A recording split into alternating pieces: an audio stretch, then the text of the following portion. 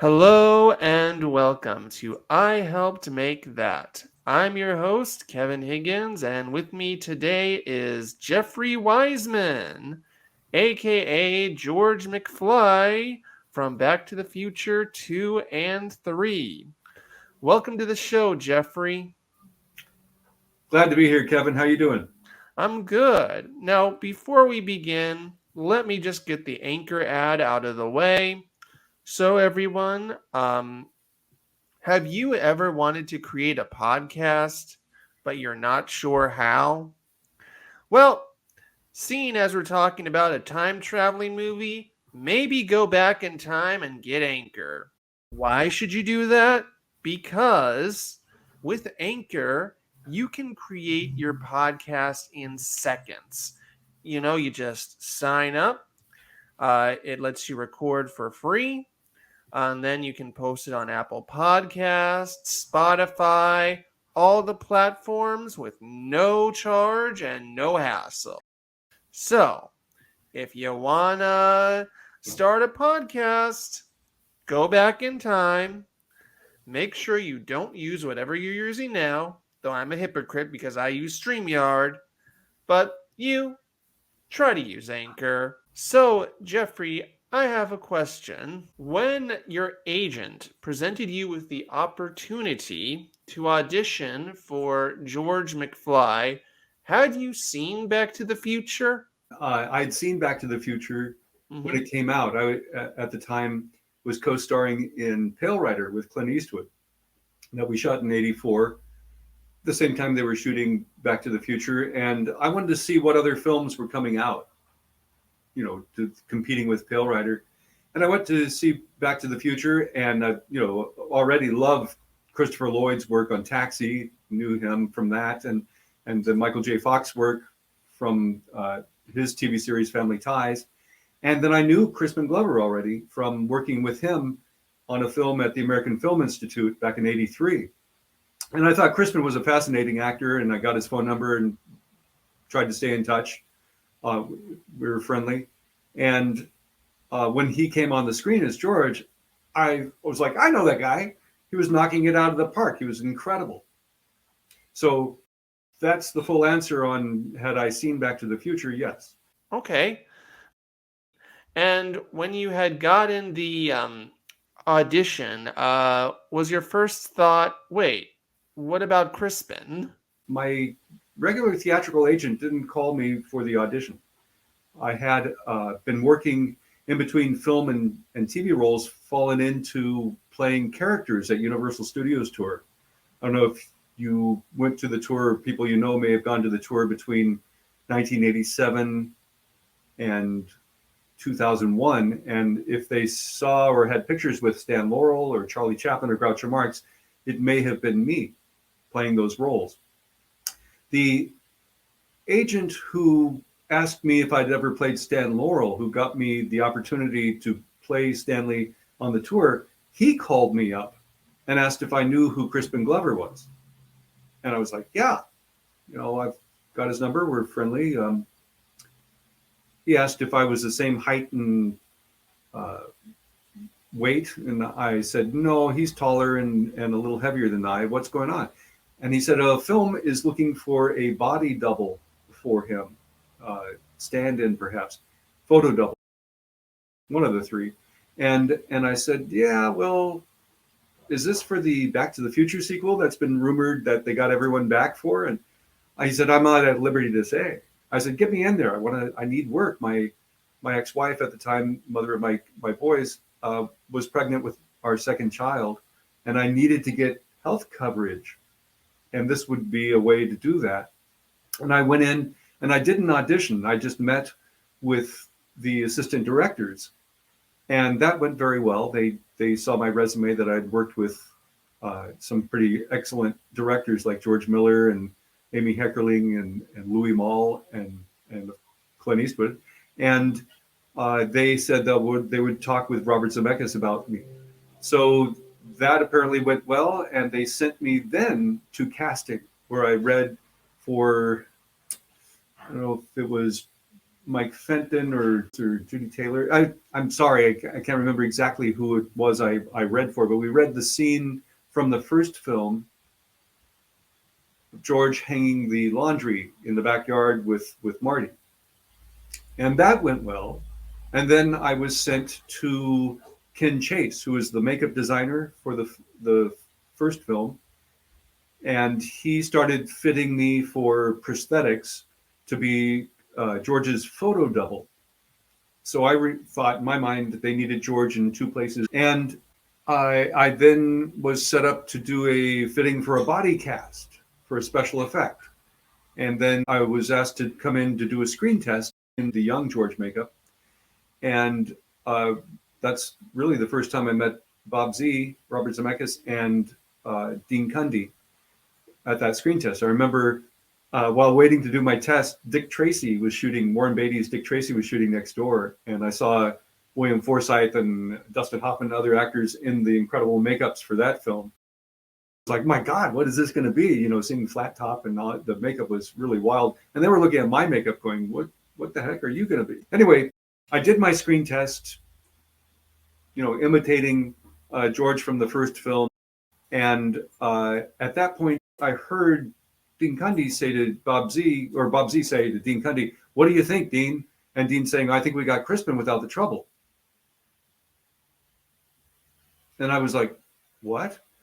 And it was kind of at that point that pieces of the puzzle started to become clear that maybe they didn't have Crispin after all. And in my mind, when I was told at the last hour, in the 11th hour on a Friday night by my agent, that I was being offered the role of George, in my mind, and I called Crispin right away and left him a message. In my mind, he had another film that he could not get out of the shoot schedule, and that they just couldn't work out the contract with him because of that. Because his star was up and rising, you know, River's Edge, he was phenomenal in. Other bits and pieces of other films he was really great in that he proved himself. So his star was rising. So I figured he couldn't get out of this other film project he was tied to. That was going on in my mind. Later on, of course, I found out that he and the producers had butted heads, and that Dean's comment really was driving it home. And at one point, I remember Ken Chase, the makeup designer, saying, you know, it looks like Crispin's out and you're going to be George. So nonetheless, that's how I got the role. So once you got the role, what was it like filming and having to do an impression of Crispin? Well, it was necessary for recreating the scenes from 1955. They needed accuracy in recreating those scenes from different angles. Now that Marty was chasing the almanac in Principal Strickland's office, they needed that point of view during the fight. They needed the new Marty from part two at the Enchantment Under the Sea dance up on the catwalk and on stage, and the different recreations at that Enchantment Under the Sea dance, like the kiss. Though they, you know, I have some fans who are so meticulous in their observation, they have caught that we actually did a few things out of order. So anyway, but nonetheless, that was the job that I needed to do. And I did it with the help of the video playback. Ian, a wonderful gentleman, we'd, you know, watch and scrutinize the footage from the first film, and then we'd go, Tom Wilson and I go and recreate that fight as best we could. And it was very long, hard work, all night for several nights over the course of a couple weeks out there at Whittier High School, where they shot the original, and also at the United Methodist Church in Hollywood on Highland and Franklin. So basically, it was the job as young George to recreate what Crispin had already done, so the audience would, you know, think it's pretty seamless. That's why they kept me in the background or often out of focus, because and then cutting it in with Crispin's footage from the first film. the uh, job obviously was done okay, because I'd say about 40% of the fans that I meet, when they say, "No, you weren't George," and I go, "Well, yes, I was," and they were fooled. They were what they wanted to do is keep it pretty seamless for the diehard fans to think that the story was still clear. If I had gone in with my own face, you would have immediately said, "Well, that's not George." You see what I'm getting at? So by Crispin not coming back, uh, Spielberg and Zemeckis and Gale and Canton and Marshall and all the producers were stuck in a corner. They were between a rock and a hard place, because Crispin apparently during negotiations made too many demands, like script approval and wanting $1 million. I think their best offer was $125,000 to him or something like this. And after part 3 came out, he called me up and said, it was unfair what they did to me, and they are only going to pay me scale for splicing the footage from part 1 in with your work. And it was also at that point that I found out that they'd never paid for the rights to his likeness in my makeups. I mentioned I worked for Universal for 15 years playing Stan Laurel, Charlie Chaplin, and Groucho Marx, and they always paid for the licensing for those use of those characters in my makeups and performance. And for Universal not to have secured that seemed very odd to me, and that's why Crispin had a strong case and eventually won, and a settlement of over $750,000 out of court for those makeups. Now, when I played George in the future in 2015, I still based mannerisms and different bits on Crispin's wonderful performance. If you ever go see the outtakes, the pizza scene, there was that body cast that I had a fitting for that I mentioned. That was for when the pizza comes out of the oven. Lorraine brings it over and says, "George, rotate your axis for dinner, for pizza." And I go, "Okay, for," doing Crispin's laugh, and which was so iconic and fun, and it really was very funny, but it didn't match where she put the pizza on the floor, and there wasn't space for George to sit at the table.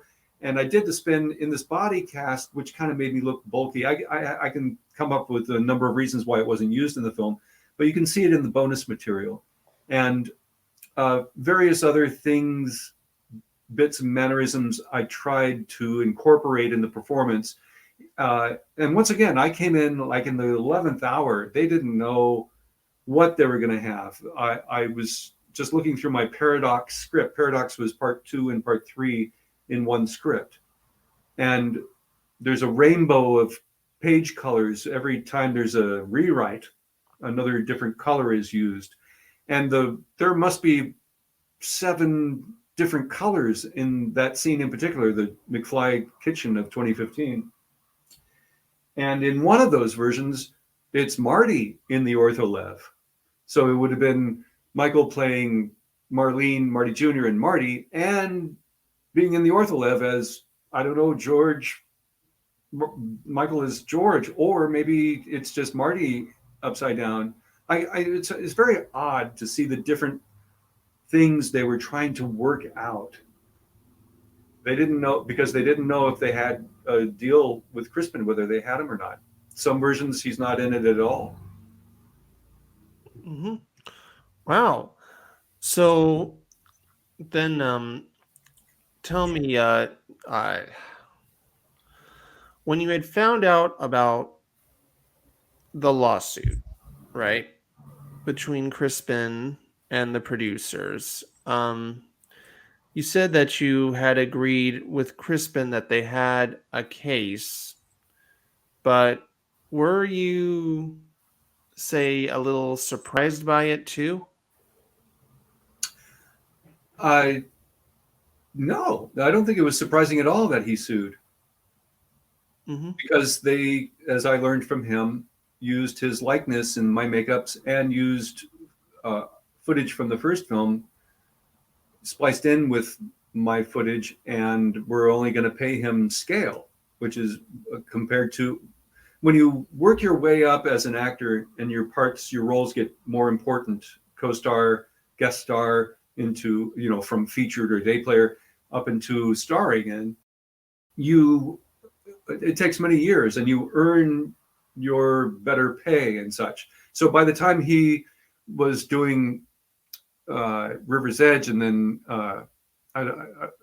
Dead Man. No, I'm not sure what films came right short thereafter, but he had worked his way up to that probably six-figure paycheck, and for him to take that dive back to $1,500 or whatever it is for usage of that footage on a role that he made iconic is very unfair. I can't condone his behavior on the first film. He made demands that seemed very out of line, that were not very professional, insisting a painting that he and Leah did in rehearsal be a part of the McFly household, or freaking out when Ken Chase trimmed his hair, or disappearing when they needed him for shoots.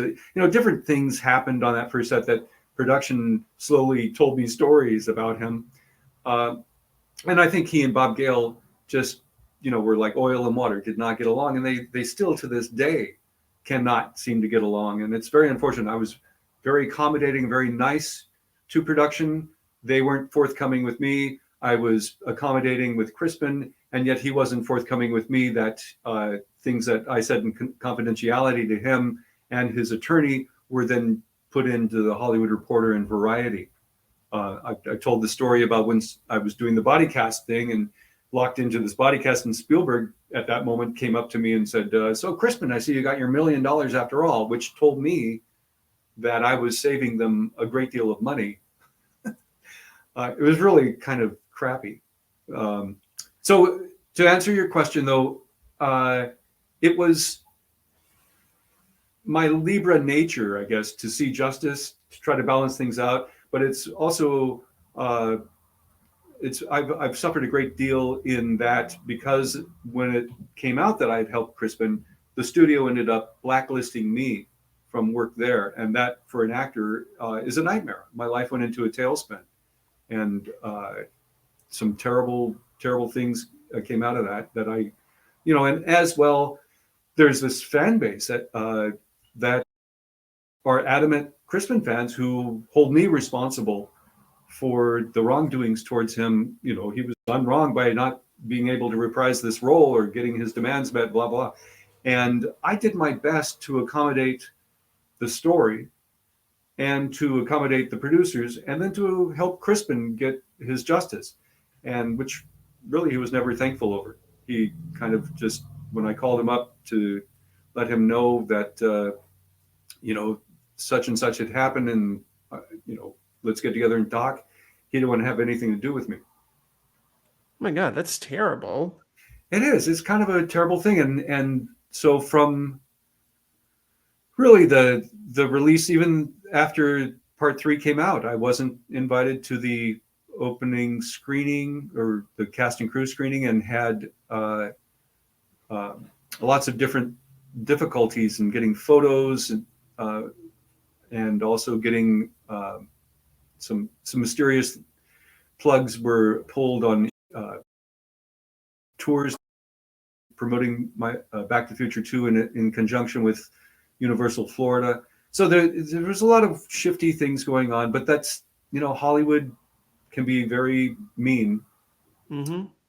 And then finding out that I was not now welcome on that lot for this television casting that I heard about, that I was specifically asked not to be brought in.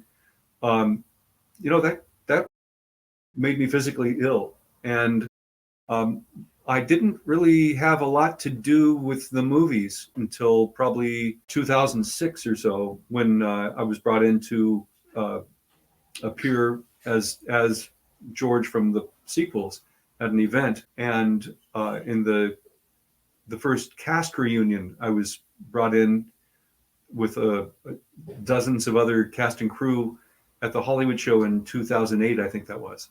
And then since then, slowly, I've been getting a nice fan base around the world. Yes, I still get the, obsessive Crispin fans who hate my guts, and I'm Hmm. just like, you know, I'm a big fan of Crispin's too. And what are you going to do? I'm an actor, and I try to make a living.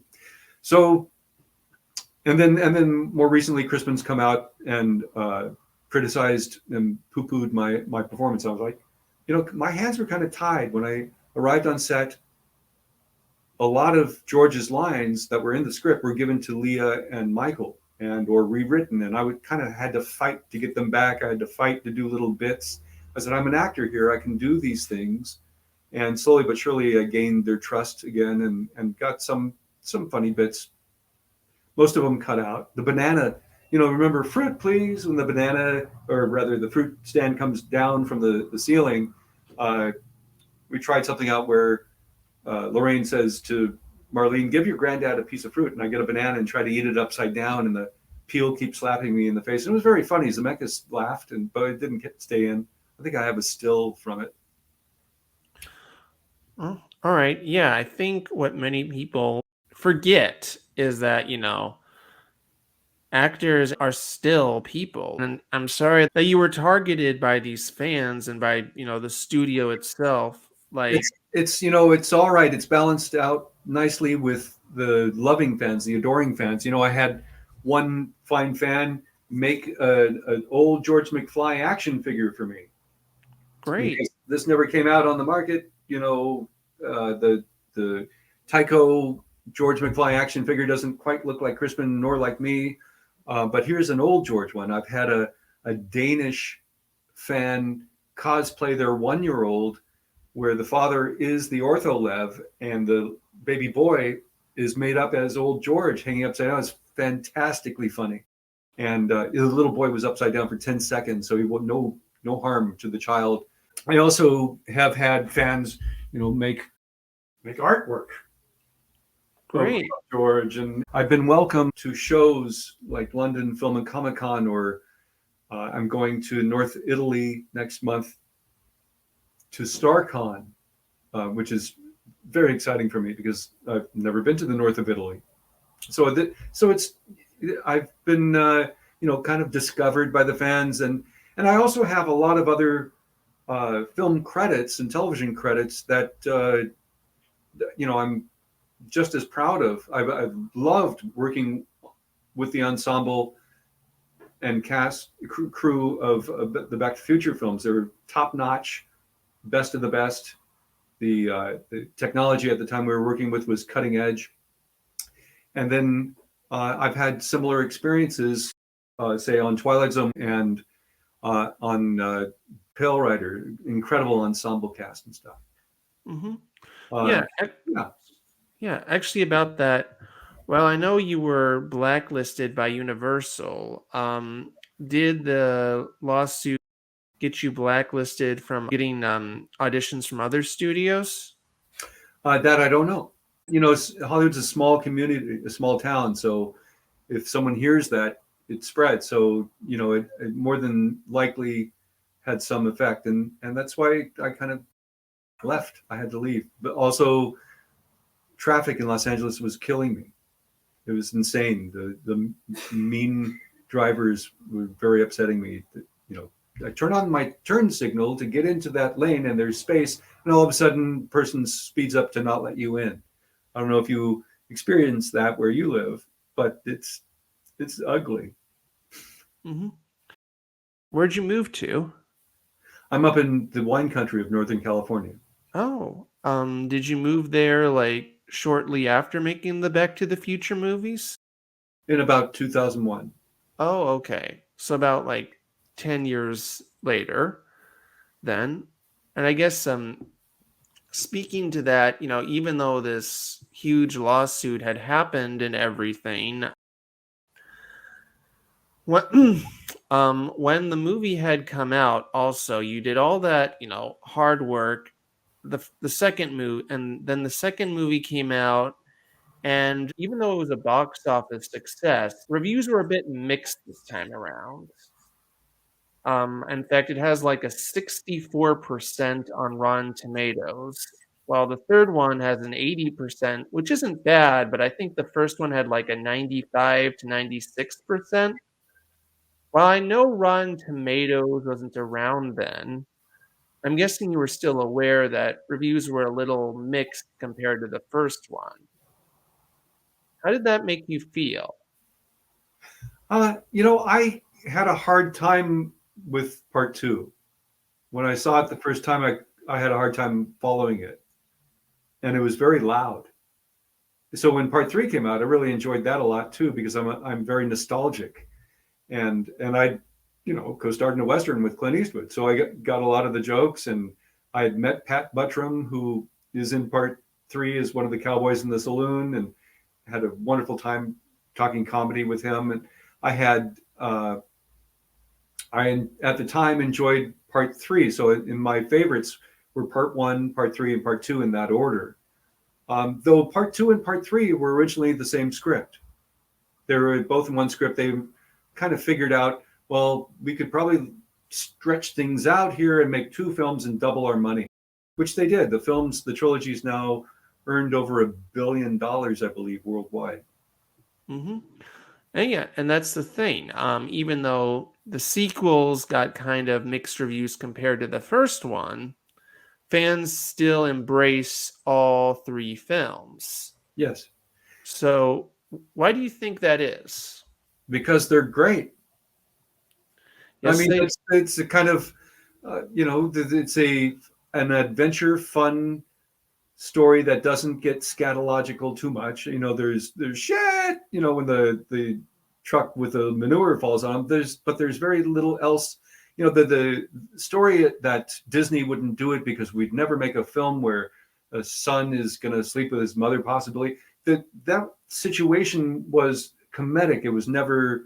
Yes, there's sexual tension, and Leah played it so beautifully with Hi Calvin and her joy, her glee, and having him in her bedroom and all that is so much fun and silly and titillating. But it never got to this base place, or it kept an innocence, and the innocence, say, between this relationship with Doc and Marty, where people have tried to make it into dirty stuff or malicious in some way or another, is you really can't do it because there's, first of all, this incredible integrity in the performances between Chris and Michael, and that tenderness between them carries over into their real life personas, and the script is very tight and well written. They also had the characterizations really solid by the time they did 8 weeks almost with Eric Stoltz in the Marty role. So everyone knew backwards and forwards the text and the bits and the physicalizations. Their characters were pretty darn solid. So the sequels were just kind of icing on the cake for everyone. And to come back, when you make a film, cast and crew often become like a family. And that was for most of the cast and crew on part two and three, just staying with that family and working hard together. I was like the adopted kid in Elizabeth Shue, or we were like the bastard children who came on the set. And I remember the first time Michael saw my young George makeup, he was like, oh man, I don't know what Crispin's going to think about this. And I felt terrible. But by the end of the week, because Michael's such a really nice guy, we were socializing, hung out in his dressing room, and had great stories to tell. And it was a friendly time then. And it was really unfortunate. I mean, for all intents and purposes, it should have been Crispin, but stubbornness on his part and stubbornness on the producer's part on not meeting halfway or making compromises was a big loss. And, I'm kind of stuck in the middle. And that's history. I do agree that it's a great trilogy of films. I am kind of curious. Like, you said that the first time you had watched Back to the Future 2, you weren't quite as into it.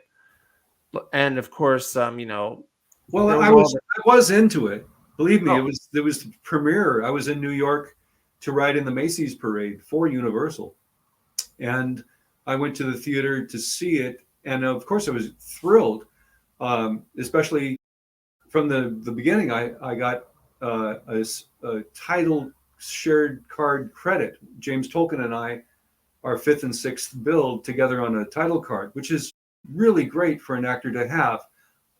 And seeing how my work fit into this fast-paced, action-packed film, I was disappointed that not more of my work was left in, but I was integral in this incredible story. What my complaint was, it was that I found it a little hard to follow because it was so fast-paced. Right. Since then, I enjoyed the film, and especially in, what was it, about 10 years ago, I saw it on Blu-ray for the first time. It was like watching a new film. Gotta be honest, Jeffrey, I think that's a perfect place to end it. Unless you have any other stories to share. No, I can share the deleted scenes, but best to go find that. They're up on YouTube. One is called Pizza, the other one's called Dad's Home, and they're not color corrected and all because they weren't in the final film, of course. But there is more of my work in those to see, so enjoy. And Great. hopefully I'll see you in the future. Don't forget that I'm going to be appearing with a Back to the Future cast reunion with Chris and Leah and about, 10 other folk from the cast at the Chiller Theater in Parsippany, New Jersey at the end of April here. And then, as I mentioned, StarCon in mid-April in North Italy. Come see me. All right, that's amazing. Yeah, if you're near any of those places, go and meet Jeffrey. I'll see you in the future. Thank you, Jeffrey, for coming on to the show. Thank you for having me, Kevin. Be well and stay.